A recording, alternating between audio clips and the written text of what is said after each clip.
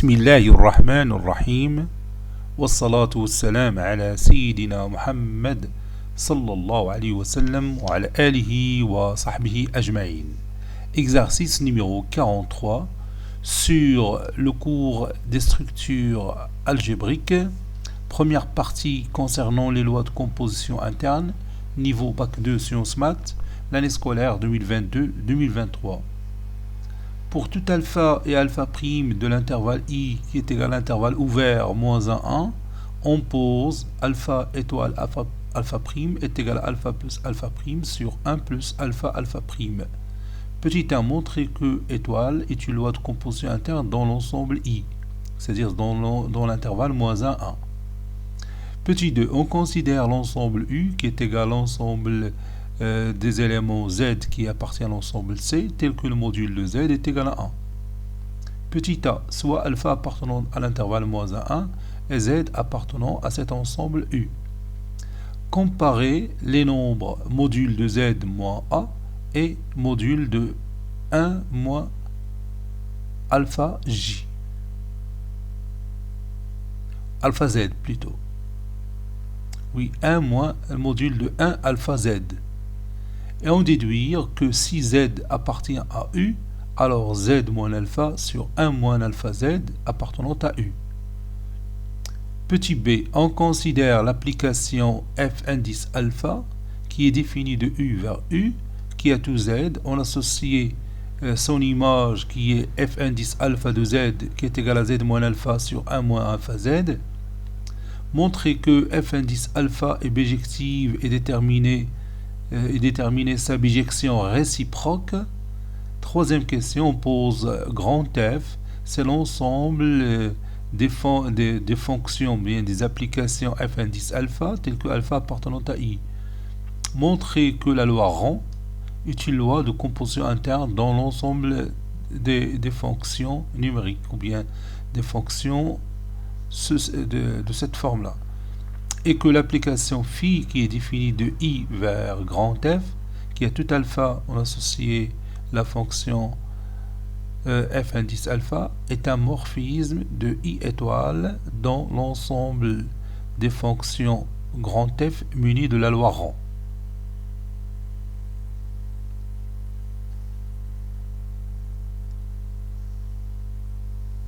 Réponse.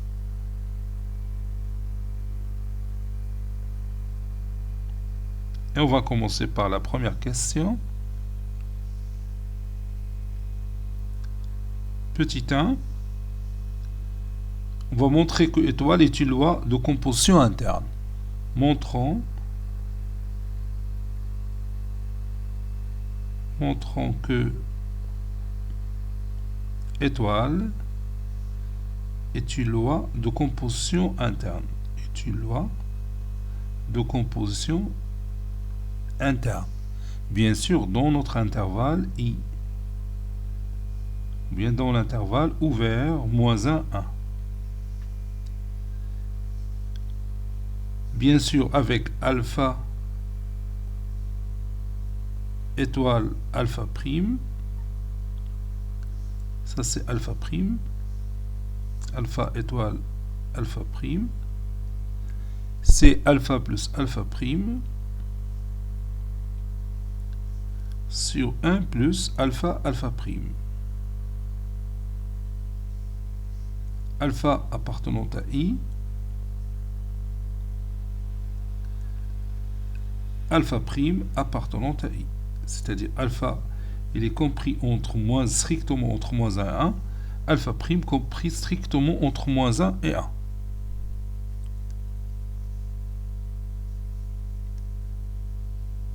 Posons H indice alpha de X est égal à alpha plus X sur 1 plus alpha X. 1 sur alpha X. Ça c'est X. Quel que soit X appartenant à l'intervalle moins 1, 1.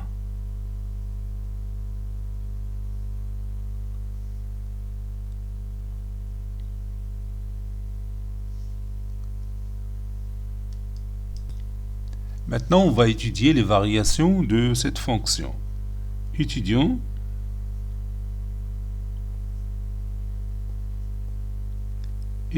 les variations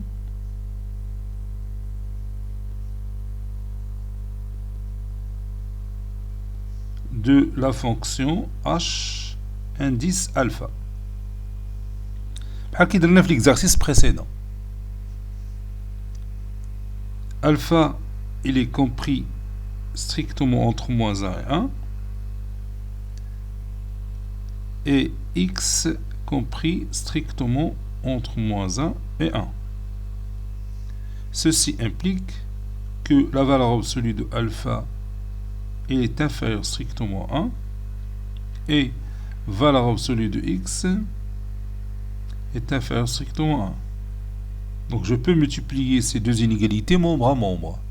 Donc ceci implique que la valeur absolue de alpha x est inférieure strictement à 1. Autrement dit, alpha x est compris strictement entre moins 1 et 1. Ceci implique que 1 plus alpha x est compris entre 0 et 2. Ceci implique que 1 plus alpha x est différent de 0, quel que soit x appartenant à l'intervalle i. Donc le domaine de définition sur lequel on travaille, donc d de h indice f, c'est tout l'intervalle moins 1, 1. Puisque le dénominateur il est toujours non nul.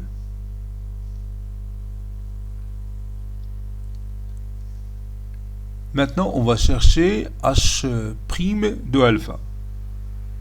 H' indice alpha de x est égal, et je dérive alpha plus x sur 1 plus alpha x. Et la dérivée de f sur g, c'est f'g moins fg' sur g au carré. La dérivée de alpha plus x, c'est 1. Facteur de 1 plus alpha x, moins, entre parenthèses, alpha plus x, fois la dérivée de 1 plus alpha x, c'est alpha. Le tout sur 1 plus alpha x,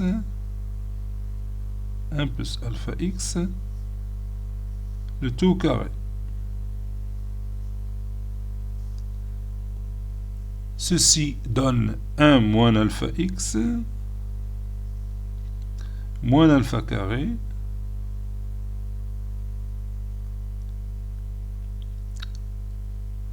ici c'est plus alpha x, je m'excuse, ici 1 plus alpha x, 1 plus alpha x, moins alpha carré, moins alpha x. Le tout sur 1 plus alpha x, le tout au carré. Alpha x moins alpha x, c'est 0. Donc ça donne 1 moins alpha carré sur 1 plus alpha x, le tout au carré. Et on va étudier le signe de ce rapport. Et comme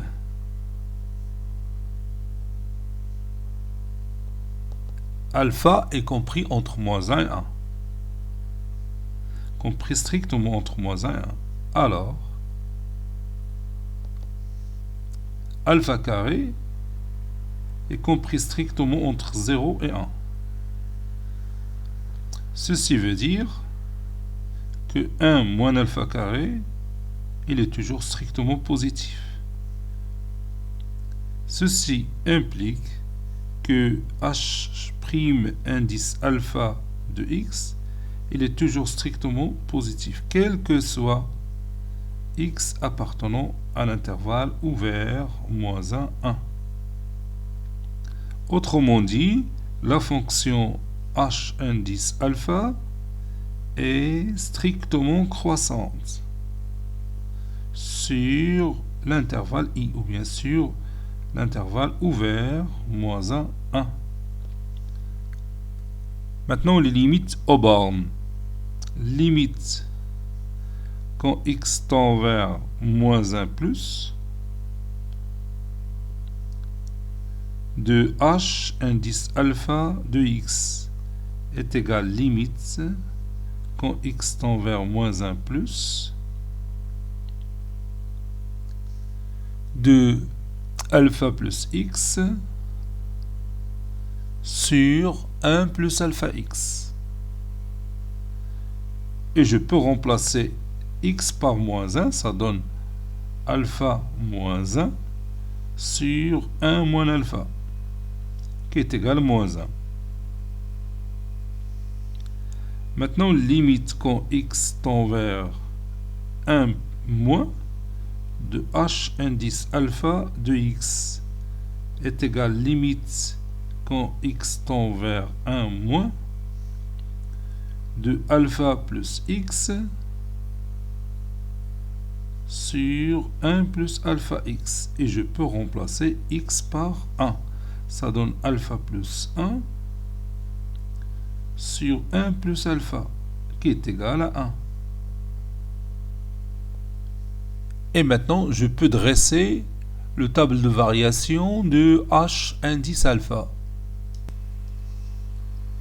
Tableau de variation de h indice alpha. Le voici.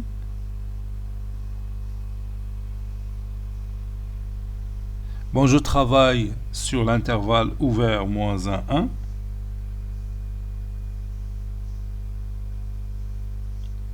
Bon, ici j'ai h' indice alpha de x. Ici h indice alpha de x. On a dit que h' alpha de x il est toujours positif sur l'intervalle moins 1, 1. Donc la fonction il est croissante. Il croît de moins 1 à 1. N'est-ce pas? Donc, quel que soit x appartenant à l'intervalle moins 1, 1, h indice alpha de x, il appartient à notre intervalle i, c'est-à-dire l'intervalle moins 1, 1. Et donc, la loi étoile est une loi de composition interne. Donc, soit alpha et alpha prime de notre intervalle i. On va montrer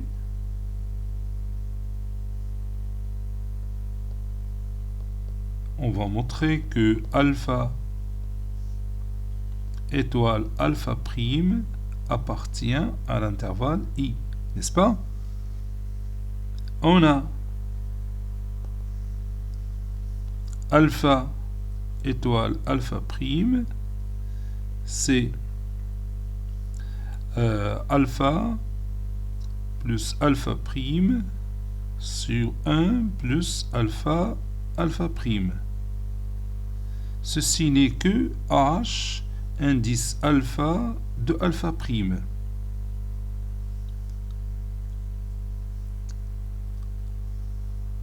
Or, h indice alpha de x, il appartient à l'intervalle i, quel que soit x appartenant à i. Donc, d'après l'étude de la fonction qu'on a fait, et son tableau de variation, h indice alpha de alpha prime, il appartient aussi à i, en remplaçant x par alpha prime. Ceci veut dire que alpha étoile alpha prime appartient à notre ensemble i. Conclusion, étoile est une loi de composition interne. Bien sûr, dans notre ensemble grand I, ou bien dans l'intervalle moins 1, 1. Donc, comme vous voyez, pour montrer que étoile est une loi de composition interne, ça nécessite d'étudier ou bien de dresser le tableau de variation de la fonction h indice alpha que j'ai défini au départ. Voilà, bien sûr, la solution il est inspiré de l'exercice précédent. Comme ما درناش l'exercice précédent, ما غاش تطيح لينا هذه الفكرة هذه. Petit 2, petit a, on a l'ensemble grand U est égal à l'ensemble des nombres complexes Z, tel que leur module est égal à 1.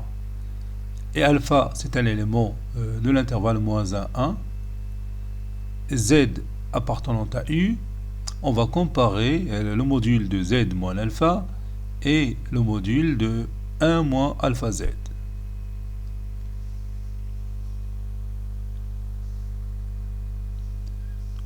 Et on commence. Posons.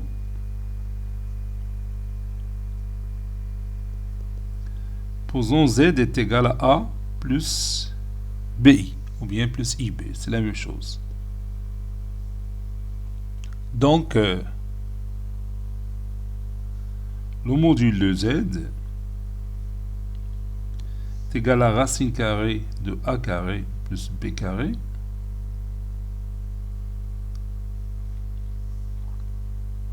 qui est égal à 1. Car Z appartenant à U. N'est-ce pas? Maintenant, on va calculer le module de Z moins alpha. Le module de Z moins alpha, c'est le module de A plus IB moins alpha. C'est le module de A moins alpha plus IB. Ceci n'est que la racine carrée de 1 de A moins alpha de tout au carré plus B carré. Je développe A moins alpha le tout au carré, donc c'est A au carré moins 2 alpha moins 2A alpha plus alpha carré plus B carré.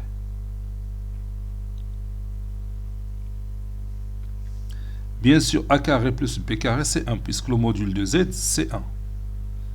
Le module de Z, c'est la racine carrée de A carré plus B carré est égal à 1. Si vous voulez, A carré plus B carré ici est égal à 1.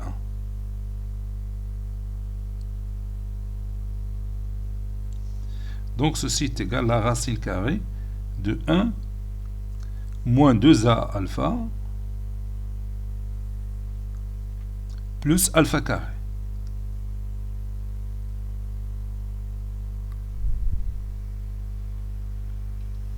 Maintenant, le module de 1 moins alpha Z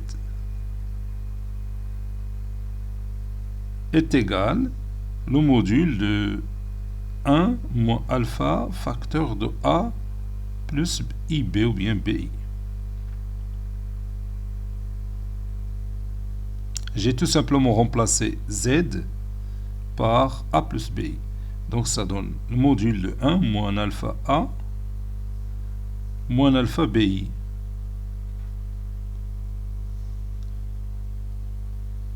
Ceci est égal à la racine carrée de 1 moins alpha A le tout au carré plus moins alpha B le tout au carré. Ceci est égal à la racine carrée de 1 au carré, c'est 1, moins 2A alpha plus alpha carré A au carré plus alpha carré B au carré, qui est égal à la racine carrée de 1 moins 2A alpha plus alpha carré facteur de A carré plus B carré. Et vous savez bien que a carré plus b carré, c'est 1. Donc c'est la racine carrée de 1 moins 2a alpha plus alpha carré. Car a carré plus b carré égale à 1. Puisque z appartenant à l'ensemble U. Et l'ensemble U, c'est l'ensemble des nombres complexes dont leur module est égal à 1. Donc si vous remarquez les deux résultats qu'on a trouvés, on peut tirer facilement que le module de z moins alpha est égal au module de 1 moins alpha z. Donc, le module de z moins alpha est égal au module de 1 moins alpha z.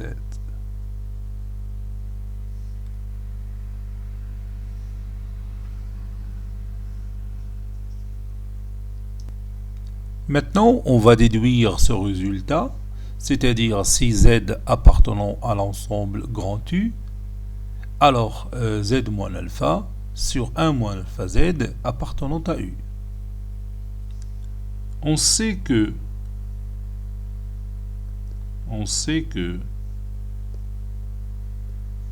si z appartenant à U, alors le module de z c'est 1, ceci veut dire que le module de z moins alpha est égal au module de 1 moins alpha z.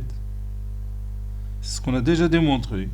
Ceci veut dire aussi que le module de z moins alpha sur le module de 1 moins alpha z est égal à 1. Ceci veut dire que le module de z moins alpha sur 1 moins alpha z est égal à 1. Puisque le module de ce nombre complexe qui est le rapport z moins alpha sur 1 moins alpha z est égal à 1, ça veut dire que ce nombre complexe appartient à l'ensemble grand U. Ceci veut dire que z moins alpha sur 1 moins alpha z appartient aussi à grand U, puisque son module est égal à 1.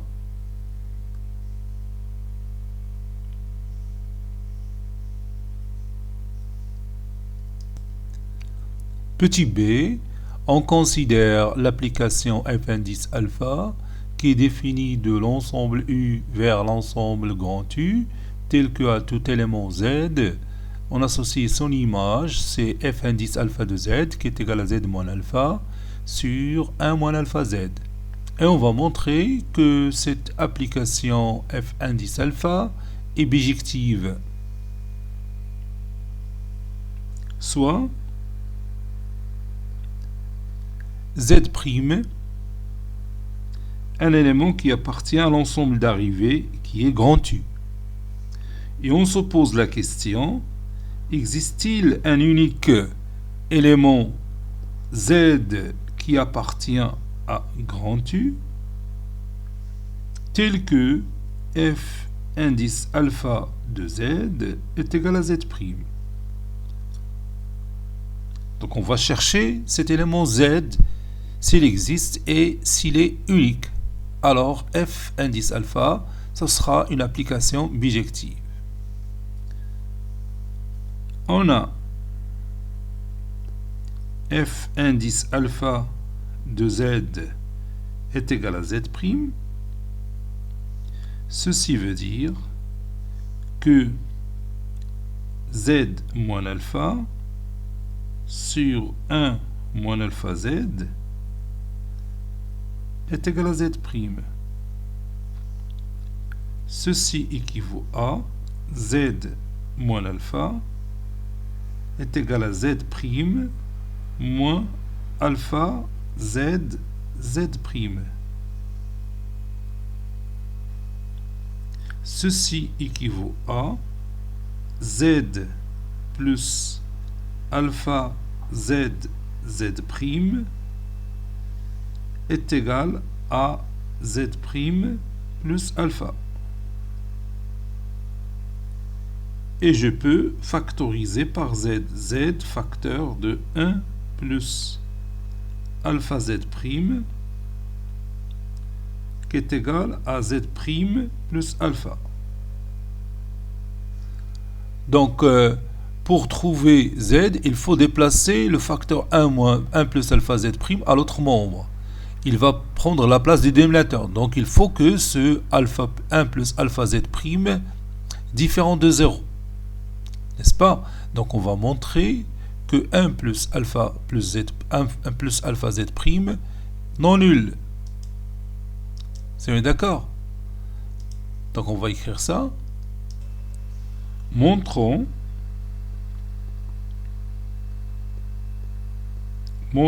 que 1 plus alpha z' différent de 0. On va faire un raisonnement par l'absurde. Supposons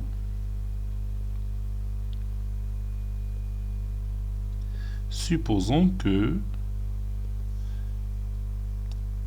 1 plus alpha z' est égal à 0. Ceci veut dire que z' est égal à moins 1 sur alpha. Je peux mettre alpha au dénominateur parce que je sais que alpha appartenant à i. N'est-ce pas? Donc, puisque alpha est un nombre réel, le module de z', c'est la valeur absolue de moins 1 sur alpha, c'est-à-dire 1 sur la valeur absolue de alpha.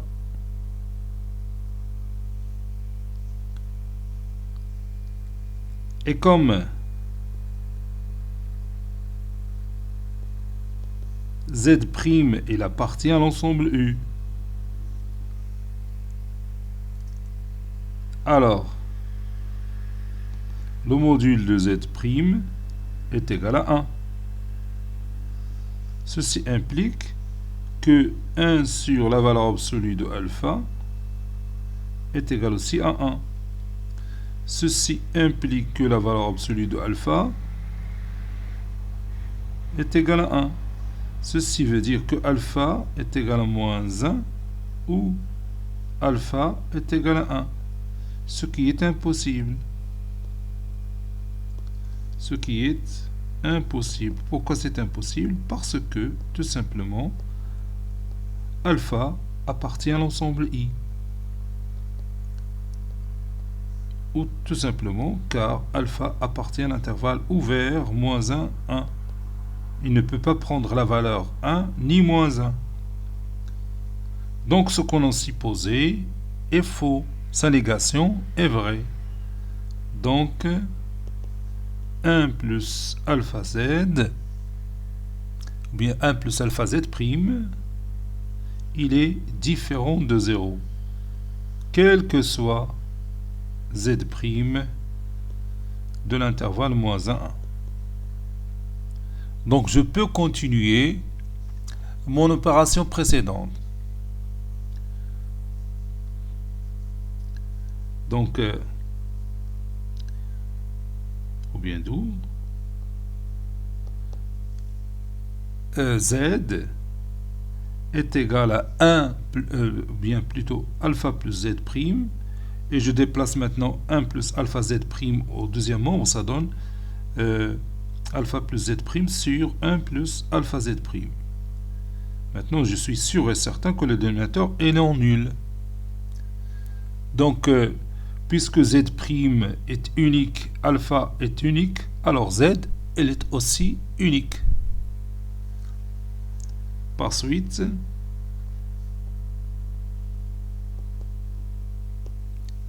z existe et unique.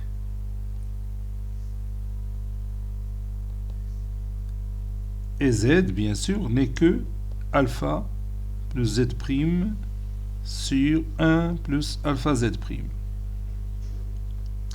Conclusion. F indice alpha est une application bijective.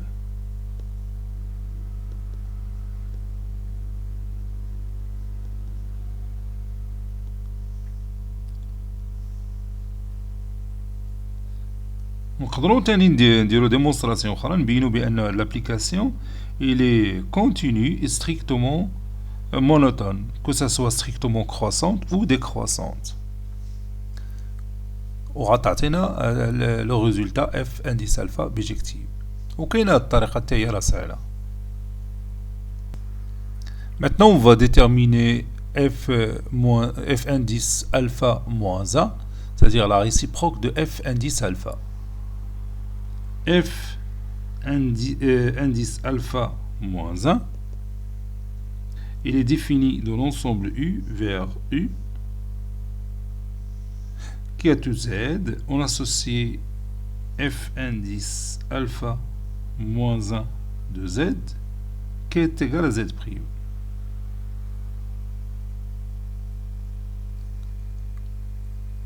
Écrivons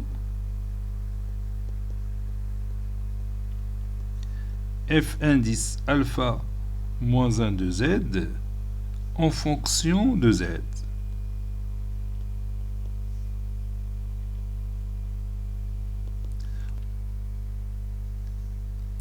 On a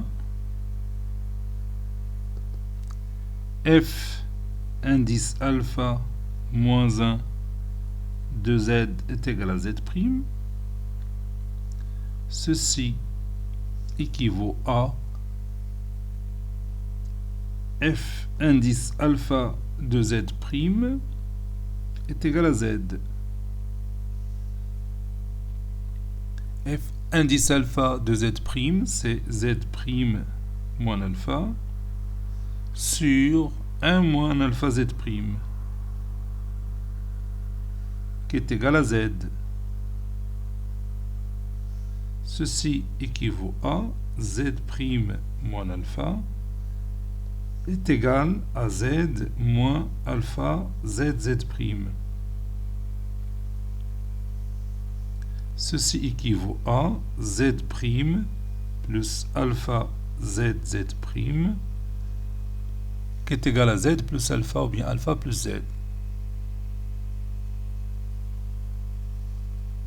Je factorise par Z'. Ici c'est plus parce que j'ai déplacé moins alpha ZZ' au premier membre. Donc Z' facteur de 1 plus alpha Z est égal à Z plus alpha. Ceci veut dire que Z' est égal à Z plus alpha ou bien alpha plus Z sur 1 plus alpha Z. 1 plus alpha Z. Conclusion. F indice alpha moins 1 de Z qui est égal à Z', et Z' c'est Z plus alpha sur 1 plus alpha Z.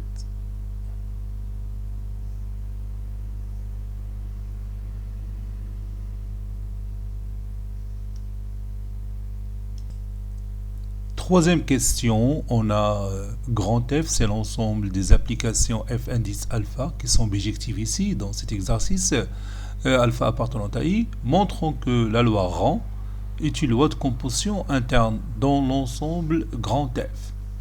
Je prends comme d'habitude deux éléments de cet ensemble, soit F indice alpha et F indice alpha prime, deux éléments de grand F. On va montrer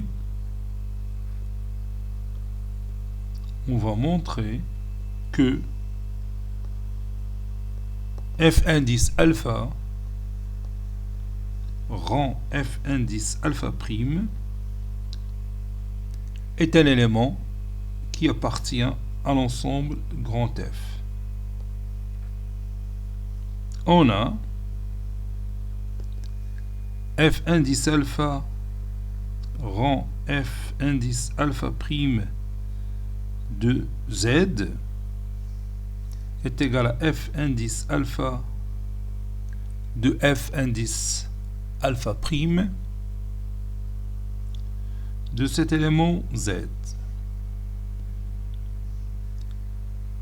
Ceci est égal f indice alpha de alpha ou bien de z moins alpha prime sur 1 moins alpha prime fois z.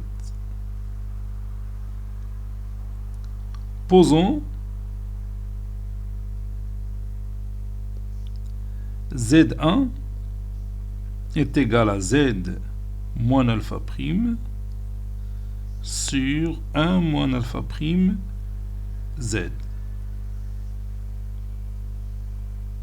On sait que, on a déjà démontré ça, on sait que le module de alpha moins z, de z prime plutôt, de z moins alpha prime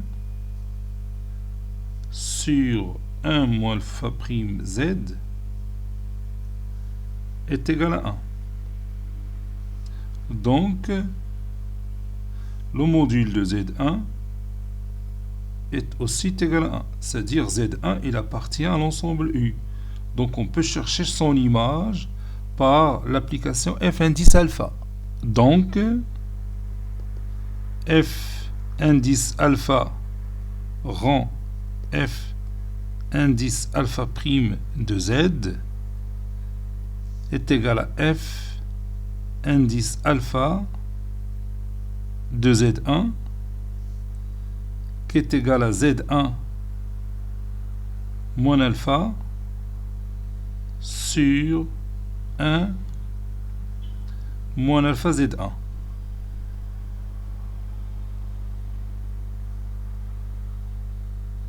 Ceci est égal, puis je remplace. Z1 c'est Z moins alpha prime. Z moins alpha prime sur 1 moins alpha prime Z.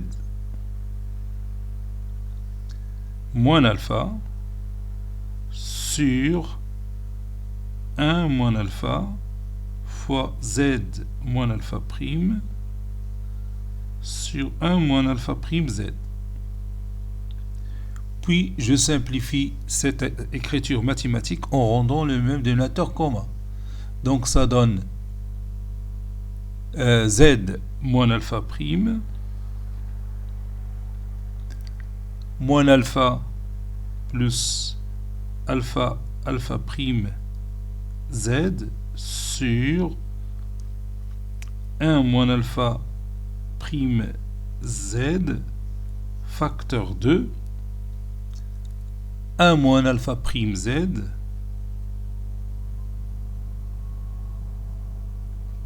moins alpha Z plus alpha alpha prime sur 1 moins alpha prime Z. Et je peux me débarrasser de ces deux éléments. Donc ça donne Z facteur de 1 plus alpha alpha prime moins entre parenthèses alpha plus alpha prime sur 1 plus alpha alpha prime moins entre parenthèses alpha plus alpha prime fois Z. Je peux factoriser par 1 plus alpha alpha prime et en même temps je peux réduire par cet élément, ça donne Z moins alpha plus alpha prime sur 1 plus alpha alpha prime sur 1 moins Z fois alpha plus alpha prime sur 1 plus alpha alpha prime. Posons alpha seconde est égal à alpha plus alpha prime sur 1 plus alpha alpha prime. Donc, f indice alpha rend f indice alpha prime de z est égal à z moins alpha seconde sur 1 moins z alpha seconde, qui est égal à f indice alpha seconde de z. Et f indice alpha seconde, il appartient à l'ensemble grand F. Donc, f indice alpha rend f indice alpha prime appartient aussi à grand F. Conclusion, rang est une loi de composition interne dans l'ensemble grand F.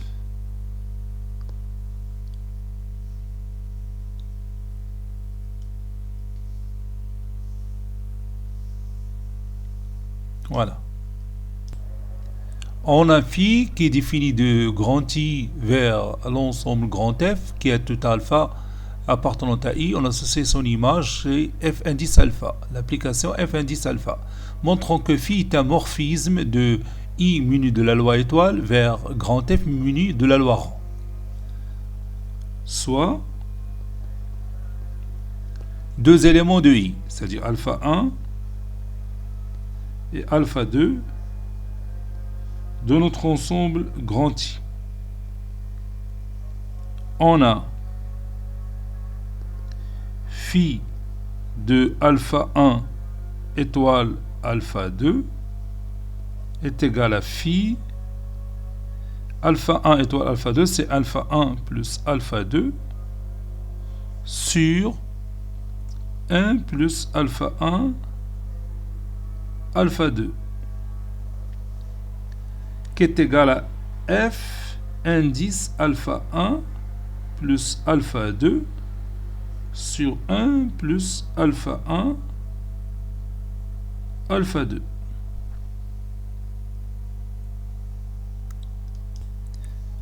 Et on sait que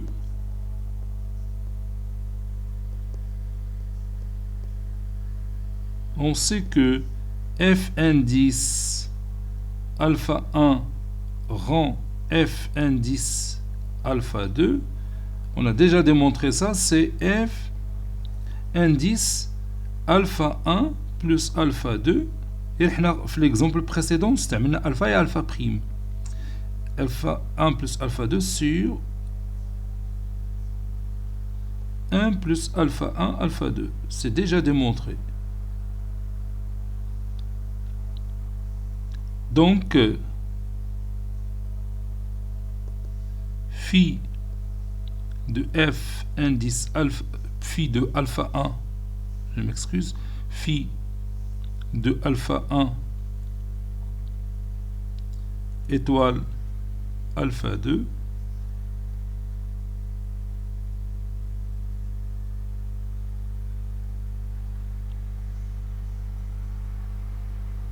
est égal à f indice alpha 1 rend f indice alpha 2. Et f indice alpha 1, c'est phi de alpha 1. Et f indice alpha 2, c'est phi de alpha 2. C'est tout.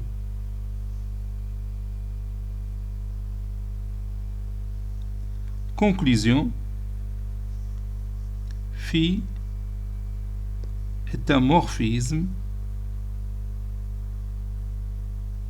Phi est un morphisme de l'ensemble I muni de la loi étoile vers l'ensemble grand F muni de la loi rang. Cet exercice est terminé. Il a été préparé par le professeur Abdelatif Abdou du collège Bourz Zeytoun Marrakech. À très bientôt.